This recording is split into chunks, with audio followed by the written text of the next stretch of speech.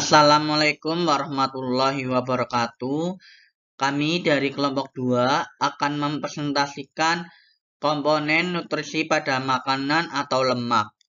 Anggota dari kelompok 2, Devi Amalia, Habib Fataroniawan, Iga Melasasi, Nisa Nurfadilah. Definisi lemak. Lemak atau lipid didefinisikan sebagai senyawa organik heterogen yang terdapat di alam dan bersifat relatif tidak larut dalam air tetapi larut dalam pelarut nonpolar.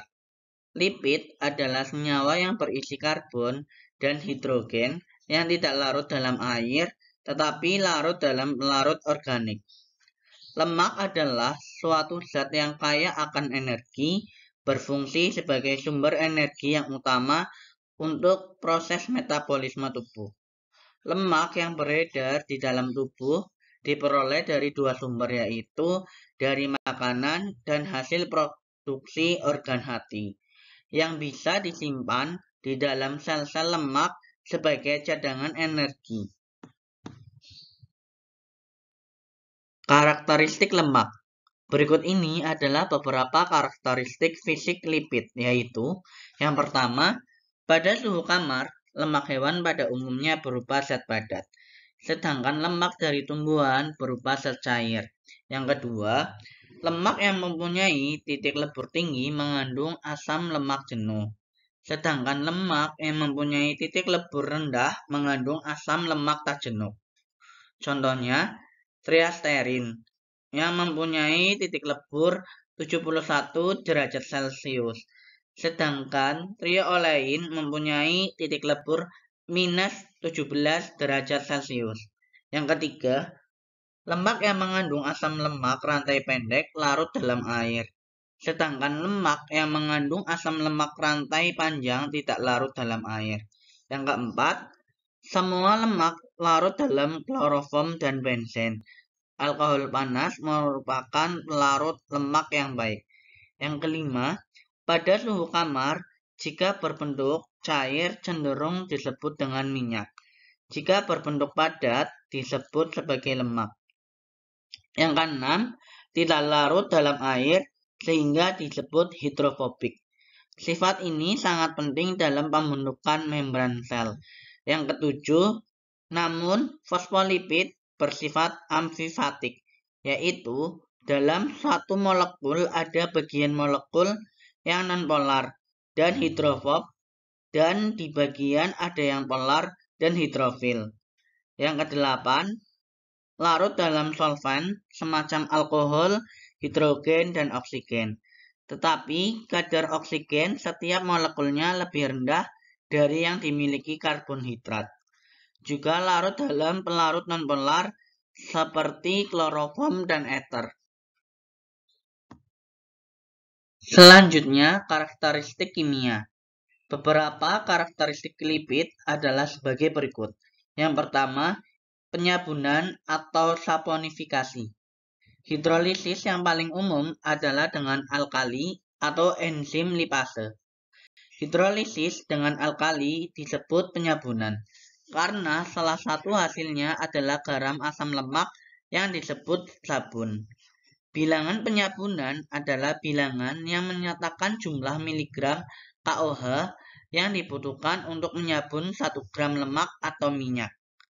Besar kecilnya bilangan penyabunan tergantung pada panjang pendeknya rantai karbon asam lemak.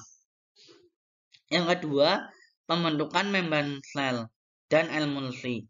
Pada umumnya, lipid tidak larut dalam air karena mengandung hidrokarbon nonpolar. Akan tetapi, asam lemak, beberapa fosfolipid, sphingolipid mengandung lebih banyak bagian yang polar dibandingkan dengan bagian yang nonpolar. Karena itu, dinamakan polar lipid. Polar lipid tersebut sebagian larut dalam air dan bagian larut dalam pelarut nonpolar. Misal, bila polar lipid mencapai konsentrasi tertentu yang terdapat pada aqueous medium, maka akan terbentuk misel. Pembentukan garam empedu menjadi misel sehingga memudahkan pencernaan lemak merupakan mekanisme yang penting untuk penyerapan lemak di usus halus. Yang ketiga, halogenisasi. Asam lemak tak jenuh, baik bebas maupun terikat sebagai ester dalam lemak atau minyak, mengadisi halogen pada ikatan rangkapnya.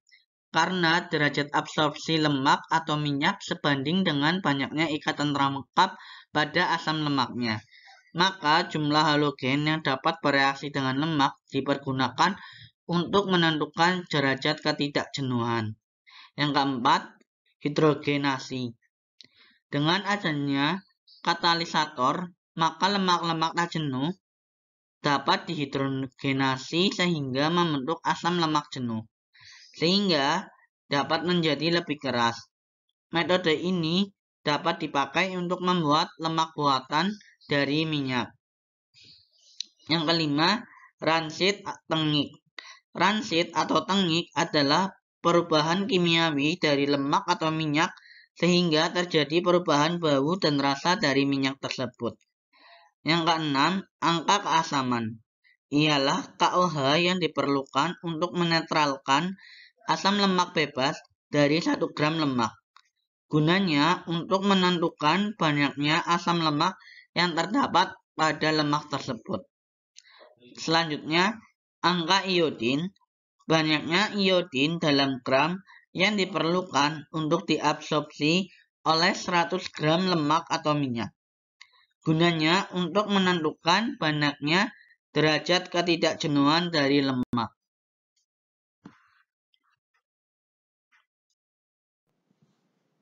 Selanjutnya ada metabolisme lemak. Lipid yang kita peroleh sebagai sumber energi utamanya adalah dari lipid netral atau trigliserid. Hasil dari pencernaan lipid adalah asam lemak dan gliserol. Selain itu, ada juga yang masih berupa monogliserid. Karena larut dalam air, gliserol masuk sirkulasi portal atau vena portal menuju hati. Sebagian besar asam lemak dan monogliserid karena tidak larut dalam air, maka diangkut oleh miselus atau dalam bentuk besar disebut emulsi dan dilepaskan ke dalam sel epitel usus atau enterosit. Di dalam sel ini, asam lemak dan monogliserid segera dibentuk menjadi trigliserid atau lipid dan berkumpul berbentuk gelembung yang disebut kilomikron. Selanjutnya, kilomikron ditransportasikan melalui pembuluh limfe dan bermuara pada vena cava, sehingga bersatu dengan sirkulasi darah. Kilomikron ini kemudian ditransportasikan menuju hati dan jaringan adiposa. Di dalam sel-sel hati dan jaringan adiposa, kilomikron segera dipecah menjadi asam-asam lemak dan gliserol. Selanjutnya, asam-asam lemak dan gliserol tersebut dibentuk kembali menjadi simpanan trigliserida. Proses pembentukan trigliserida ini dinamakan esterifikasi. Sewaktu-waktu jika kita membutuhkan energi dari lipid, trigliserida dipecah menjadi asam lemak dan gliserol untuk ditransportasikan menuju sel-sel untuk dioksidasi menjadi energi. Proses pemecahan lemak jaringan ini dinamakan lipolisis. Asam lemak tersebut ditransportasikan oleh albumin ke jaringan yang memerlukan dan disebut sebagai asam lemak bebas. Proses oksidasi asam lemak dinamakan oksidasi beta dan menghasilkan asetil-CoA. Selanjutnya, sebagaimana asetil-CoA dari hasil metabolisme karbohidrat dan protein, asetil-CoA dari jalur ini pun akan masuk ke dalam siklus asam citras sehingga dihasilkan energi. Di sisi lain, jika kebutuhan energi sudah mencukupi, asetil-CoA dapat mengalami lipogenesis menjadi asam lemak dan selanjutnya dapat disimpan sebagai trigliserida. Selanjutnya ada gangguan yang terjadi akibat defisiensi lemak. Yang pertama ada marasmus, yaitu salah satu bentuk kekurangan gizi yang buruk, paling sering ditemui pada bayi di bawah 12 bulan. Penyebabnya antara lain karena masukan makanan yang sangat kurang, infeksi, pembawaan lahir, prematuritas, penyakit pada masa neonatus, serta kesehatan lingkungan. Yang kedua ada kwashiorkor. Kwashiorkor biasanya terjadi pada anak usia 1-3 tahun. Pertumbuhannya terhambat, jaringan otot lunak dan kendor. Namun jaringan lemak di bawah kulit masih ada dibanding bayi marasmus. Selanjutnya ada review jurnal. Yang pertama yaitu jurnal yang berjudul Manajemen Anak Gizi Buruk Tipe Marasmus dengan TB Paru. Penulis Fadia Nadila dan Dian Isti Anggraini. Kekurangan energi protein merupakan keadaan kurang gizi yang disebabkan oleh rendahnya konsumsi energi dan protein dalam makanan sehari-hari atau disebabkan oleh gangguan penyakit tertentu, sehingga tidak memenuhi angka kecukupan gizi. Kurang energi protein bisa terjadi karena adanya beberapa faktor, antara lain faktor sosial, ekonomi, seperti kemiskinan, dan faktor lingkungan yaitu tempat tinggal yang padat dan tidak bersih.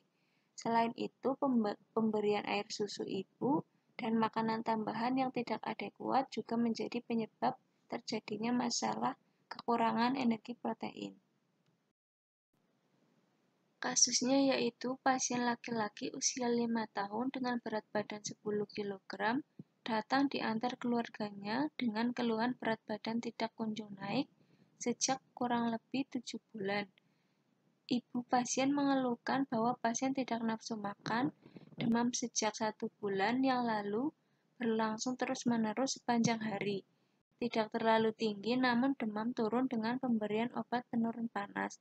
Tetapi demam akan kembali muncul jika tidak diberi obat penurun panas. Keluhan mual, muntah, pilek disangkal, namun sesekali batuk dengan dahak sulit dikeluarkan sejak 1 bulan yang lalu. 3 hari sebelum masuk rumah sakit, terlihat sangat lemas sehingga keluarga membawa pasien ke rumah sakit. Sebelum masuk rumah sakit, pasien tidak dibawa berobat dan hanya diberi obat penurun panas serta istirahat di rumah. Pada pemeriksaan penunjang, didapatkan hasil leukosit sebesar 20.000 per mikroliter. Neutrofil segmen 90%. Pemeriksaan tuberkulin didapatkan negatif.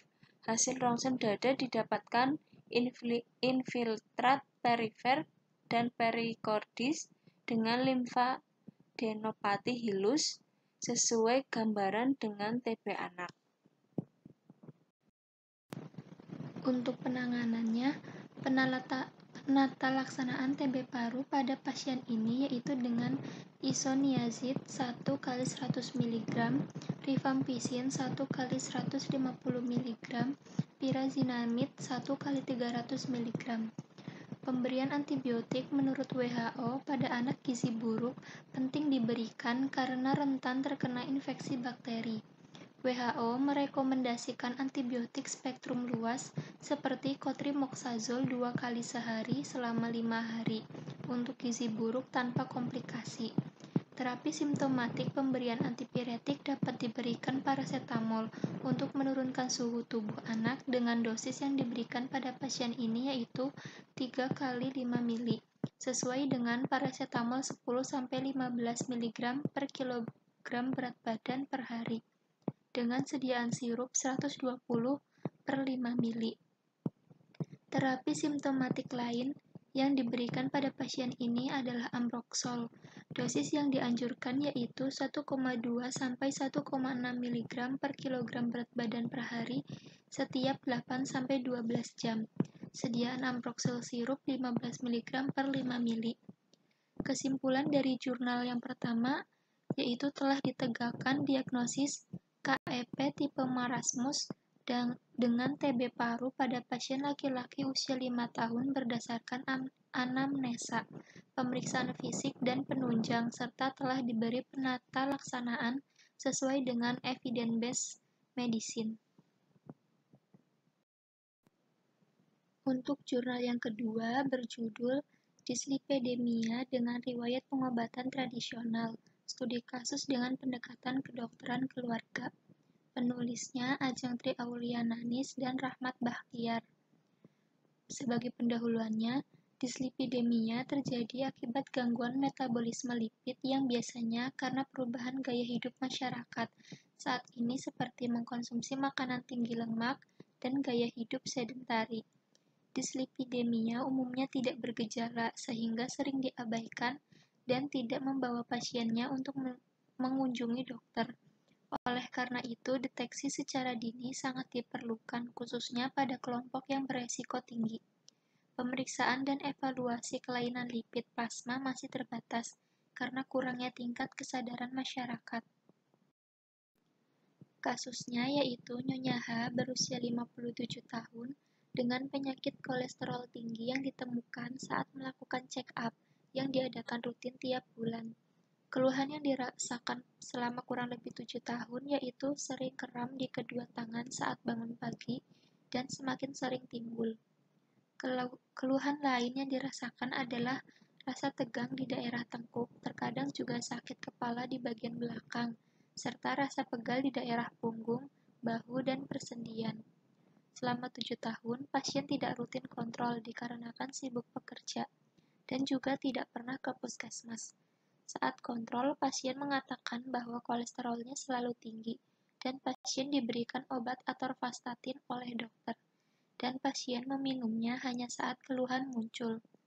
Pasien juga sering mengkonsumsi obat tradisional seperti 5 lembar rebusan daun salam dan setengah labu siam untuk mengobati kolesterolnya.